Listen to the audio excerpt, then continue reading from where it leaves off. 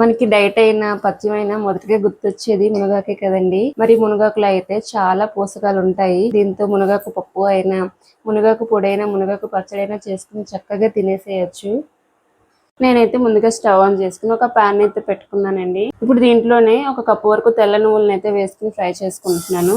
అలానే ఒక 1 tea spoon వరకు ధనియాలను కూడా వేసుకుంటున్నాను. ధనియాలు అన్నవి వేసుకున్నాక ఇంకా రుచిగా ఉంటుందండి పచ్చడి అనేది. ఇలా ధనియాలు కూడా వేసుకున్నాక అయితే బాగా ఒక 3 మినిట్స్ పాటు అయితే ఫ్రై చేసుకోవాలి.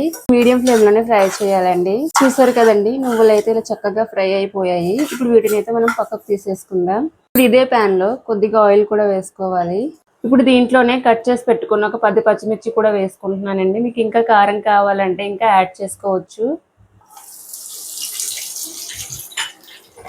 ఇలా పచ్చిమిర్చి కూడా వేసుకున్నాక ఒక 1 మినిట్ పాటు అయితే ఫ్రై చేసుకోవాలి. అలానే దీంట్లోనే కొద్దిగా పచ్చి కరివేపాకు కూడా వేసుకుంటున్నానండి. ఇలా కరివేపాకు కూడా వేసుకున్నాక ఇలా లైట్గా అయితే ఫ్రై చేయండి. ఇలా ఫ్రై అయిపోయాక అయితే వీటిని అయితే పక్కకు తీసేసుకోవచ్చు ప్లేట్లోకి. ఇలా అయితే వీటిని పక్కకు తీసేసుకోండి. ఇప్పుడు ఇదే ఆయిల్లో మనం ముందుగా క్లీన్ చేసి పెట్టుకున్న మునగాకును కూడా వేసేసుకుందామండి. ఇలా మునగాకు వేసుకున్నట్టయితే ఒక 3 నిమిషాల పాటు అయితే బాగా ఫ్రై చేయాలి. కొంచెం టెస్టీగా అయ్యే వరకు అయితే ఇలా కొంచెం అటు ఇటు కలుపుతూనే ఉండాలండి. చూసారు కదండి, మునగాకు కూడా ఇలా చక్కగా అయితే ఫ్రై అయిపోయింది. ఇప్పుడు దీన్ని అయితే ఒక ప్లేట్లోకి తీసేసుకోవాలి. ఇప్పుడు ఇదే ప్యాన్ లో ఇంకొంచెం ఆయిల్ అయితే వేసుకుంటున్నానండి. ఆయిల్ వేసుకున్నాక ఒక కప్పు టమాటా ముక్కలను అయితే ఇలా వేసుకుంటున్నాను. అలానే దీంతో పాటు కొంచెం చింతపండు కూడా వేసుకుంటున్నానండి. ఇలా రెండింటిని అయితే బాగా ఉడికించుకోవాలి ఒక 10 నిమిషాల పాటు అయితే. చూసారు కదండి, టమాటాలు కూడా ఇలా చక్కగా అయితే ఉడికిపోయాయి. ఇప్పుడు వీటిని కూడా మనం పక్కన పెట్టేసుకుందాం. అయితే ఒక మిక్సీ జార్ని తీసుకున్నానండి. ఇప్పుడు దీంట్లోనే మనం ముందుగా ఫ్రై చేసి పెట్టుకున్న నువ్వులు ధనియాలను అయితే వేసి బాగా గ్రైండ్ చేసుకోవాలి. చూసారు కదండి, ఇలా నువ్వులను అయితే ఇలా మెత్తగా అయితే గ్రైండ్ చేసేసుకున్నాను. దీంట్లోనే ఫ్రై చేసి పెట్టుకున్న పచ్చిమిర్చిని కూడా వేసేసుకుంటున్నాను.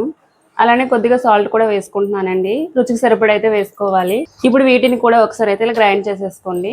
చూసారు కదండి, పచ్చిమిర్చి కూడా ఈ విధంగా అయితే గ్రైండ్ చేసేసుకున్నాను. దీన్ని మరీ మెత్తగా కాకుండా ఇలా కొంచెం బరకగా చేసుకుంటే సరిపోతుంది. ఇప్పుడు దీంట్లోనే మనం ముందుగా ఫ్రై చేసి పెట్టుకున్న మునగాకును కూడా వేసేసుకుంటున్నానండి. అలానే ఉడికించుకున్న టమాటాలను కూడా వేసేసుకుంటున్నాను. ఇలా టమాటాలు కూడా వేసుకున్నాకైతే దీన్ని అయితే బాగా గ్రైండ్ చేయండి. దీన్ని మరీ మెత్తగా చేయకండి, కొంచెం బరకగా చేసుకుంటే మనకు రోట్లో రుబ్బినట్టయితే టేస్ట్ బాగుంటుంది. చూసారు కదండి, ఈ విధంగా గ్రైండ్ అయితే సరిపోతుంది, మరీ మెత్తగా అయితే చేయకండి. ఇప్పుడు దీంట్లో మీకు కొంచెం వాటర్ కావాలంటే యాడ్ చేసుకుని ఒకసారి కలుపుకోవాలి. ఇలా వాటర్ అయితే వేసుకొని ఒకసారి అయితే కలిపేసుకోండి. ఇలా కలిపేసుకున్నాక దీన్ని అయితే మనం పోపు పెట్టేసుకుందాం. ఇప్పుడు ఇదే కళాయిలో ఇంకొంచెం ఆయిల్ అయితే వేసుకుంటున్నానండి.